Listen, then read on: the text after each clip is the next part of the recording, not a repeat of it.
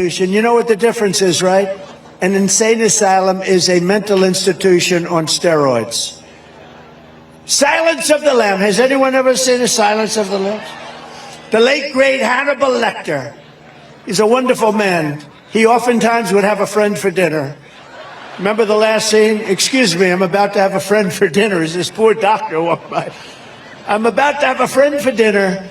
But Hannibal Lecter, congratulations, the late, great Hannibal Lecter. We have people that are being released into our country that we don't want in our country, and they're coming in totally unchecked, totally unvetted, and we can't let this happen. You know, Trump rallies are often like the Where's Waldo of Where's the Point, right? You're trying to you're digging through what he's saying, trying to understand, what are you saying? And what is the point? And they're going on that bizarre rant to such an extent that it seems even the crowd was sort of confused by the end of it. Initially, yeah, Hannibal Lecter. All right, let's see what he's going to connect this to. And we're back to the border, I guess. Now, I guess the argument is, even though he refuses to structure his sentences and his points in a way that would make this super apparent and explicit, the point generally is, I said insane asylum, word association or term association to Hannibal Lecter, and without really saying it, I'm trying to fearmonger you into believing that real life Hannibal Lecters are going to be walking across the street because of Biden's border policy. But again, that sounds too ridiculous for him to explicitly say, so he just does this weird term association or screams out different things like wonderful man and the late great to describe a fictional serial killer cannibal. It just is very bizarre. But there, he's in a rally. I'll show you more clips from it in Wildwood, New Jersey, which you would probably think is a little weird that he is trying to potentially win New Jersey. Probably that's not going to happen. But it's similar to the narrative we've been hearing on New York as well, which is that people are so unhappy with Biden that even New York City is going to go for Trump. It's absurd, but it's what some within the MAGA world are saying, including Trump. Now, this happens to be, by the way, contradictory whenever you compare it to what they're saying about Trump's trial in New York, that it's so blue, so anti-Trump that he can't get a fair trial because of the geographical location that this is taking place in, even though obviously this is where it would take place because this is where the alleged crimes took place. But he both is saying he can't get a fair trial because it's too blue, and it's so upset with Biden that they're going to go for Trump. Doesn't make much sense. But before playing this next clip, which is Trump bringing a registered sex offender on stage, you never know what's going to happen at a Trump rally. I do just want to say, MAGA folks, this whole song and dance is insulting to everyone, but mostly to you. Him doing this. Him this transparently, blatantly, fear-mongering for fear-mongering's sake. And really, it's for the sake of scaring you into voting for him, despite the fact that his record doesn't have achievements he could run on, and his vision for the future doesn't have meaningful, thoughtful policy proposals that are aimed at benefiting your life. So instead of standing up there and saying, essentially, you give me your vote, and here's what I'm going to give you in return, which is a set of policies that I want to implement that I think will make your life better. Instead, it's him ranting about Hannibal Lecter. And the reason is because his actual policies don't benefit you. And so instead, he has to scare the bejesus out of you so that you'll forget that that's the case. And that's shown by, even on the issue that he's purportedly speaking about there, the border, he has worked to shoot down solutions on. As we talk so much about this bipartisan border deal, supported by the Border Patrol Union, he would say he respects the individuals who were aggressively saying this should be the law of the land. But then he directed MAGA Republicans to shoot it down for the sake of hurting Biden politically so that Biden couldn't get wins on the border. And yes, Biden does need help from Congress on some stuff. Breaking news. And Trump worked to prevent those solutions from being implemented. And at the same time, he's acting like he has some meaningful solutions to issues.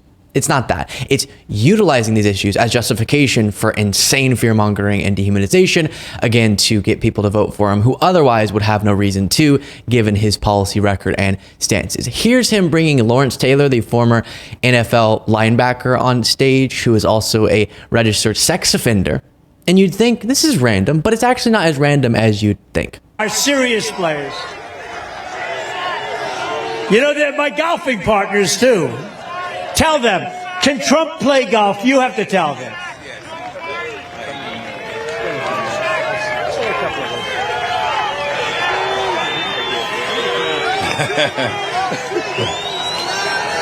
I just want to say, I grew up a Democrat, and I've always been a Democrat until I met this man right here. I'll tell you what. He will not have to worry about nobody in my family ever vote for a Democrat again. Okay. Yeah. So again, you might think that that's a little bit strange, but actually it does fit more than you think. Here from USA Today, Hall of Famer Lawrence Taylor and former President Donald Trump are two peas in a pod. Of all the bingo cards and all the bingo carded universes, none of them had Lawrence Taylor showing up at a campaign rally for Donald Trump. This isn't the weirdest thing to happen involving Trump. That list is long. It would stretch across oceans. This was, however, up there. A Hall of Fame linebacker who is a registered sex offender stumping for Trump, who was found civilly liable last year for sexual abuse. It's impossible to make this up, but it's also America in 2024. And indeed, Lawrence Taylor was charged with, let's see, statutory rape because he solicited prostitution from a 16-year-old and then pled down and is a registered sex offender. And that's who Trump is bringing on stage. And again, Trump is a civilly liable rapist, so maybe they get along more than the party of family values should be okay with, and the we're going to protect the kids party should be okay with. Here's more. Why people are hearing, oh, our economy, his job numbers are fake. They're totally fake. They're fixed numbers. They're rigged numbers. Everything about them are rigged, from the elections to the economy, everything. And by the way, the one thing that's doing well is the stock market. You know why it's doing well? Because I'm leading in every single poll, and people think we're going to win. And the stock market, and it's been written about by Scott, some of the great people, they're writing that if we ever lost, if this election wasn't won by us, you'd see something like in 1929. The stock market's only doing well because everyone thinks we're going to win. Aaron Rupar made a good point on this, saying Trump can't decide if he deserves credit for the strong economy or if Biden is rigging the numbers. And indeed, Trump seems to go back and forth on this, from saying everything's horrible to, well, some things are good, but that's because of me somehow in ways that are incomprehensible. And then I've heard, I can't remember if it was Trump or someone else, alluding to the idea that people might be hiring more, and that's why the jobs numbers are looking good, because they expect Trump to get elected, which also, why would that be how the economy works? I don't know. But you either are you admitting or not that the good numbers are good, but arguing that you should get credit for them, again, in ways that make no sense, or that they're bad and Biden should get the blame for them, when in reality, the story of Biden's presidency is this stunning economic recovery, the shambles he had to take over because of Donald Trump's mishandling of the pandemic. And while, yes, Trump oversaw a crashing of the economy, Biden has overseen a recovery of the economy in some huge ways that have outpaced our counterparts. Now, of course, the crash under Trump in large part because of the pandemic, but again, he mishandled that pandemic. And right-wing media, and this could just send me every single time into such a rage, but I'll try to keep it moderated. The same people in right-wing media that say Trump shouldn't be blamed for his mishandling of the pandemic because, the pandemic, everything bad that happened was purely because of the pandemic. Trump couldn't have done anything better as leader, even though he was spending his time in front of the podium, in front of the entire country, saying that they should be injecting bleach. But no, he couldn't have done anything better to make that pain less. Then they shift immediately from saying all pandemic to blaming Biden for everything the pandemic caused. Mind blower. But there, Trump also struggling to say, is the economy bad or good because of me or both? I don't know.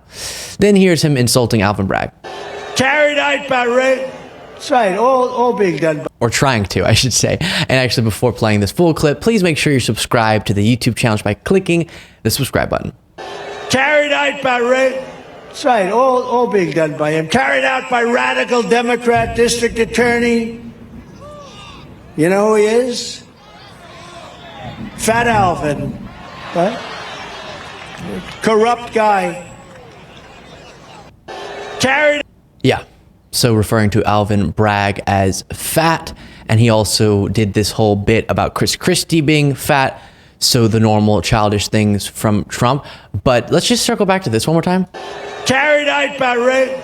That's right, all being done by him. Carried out. Wow. That is a glitch and a half. And then we'll close on the crowd being very excited when Trump, in a powerful manner, drops the B-bomb. They rigged the whole thing with the Department of Justice, and every time they indict, I've been indicted more than the great Alphonse Capone, Scarface. Al Capone was so mean that if you went to dinner with him and he didn't like you, you'd be dead the next morning. And I got indicted more than him on bullshit, too, just bullshit.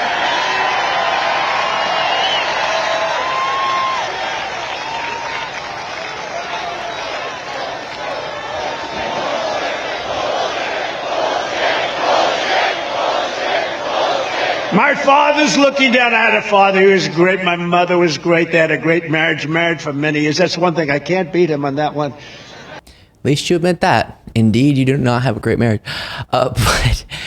But they're very excited. And I will say Trump and his admiration for killers, fictional and real, is a little bit bizarre. And I'll leave it there. Let me know what you thought of all that in the comments. By the way, I'm trying to remember to put recent videos here. So if you want to just immediately, instantly bring yourself from this video to another recent video, you can do it right there.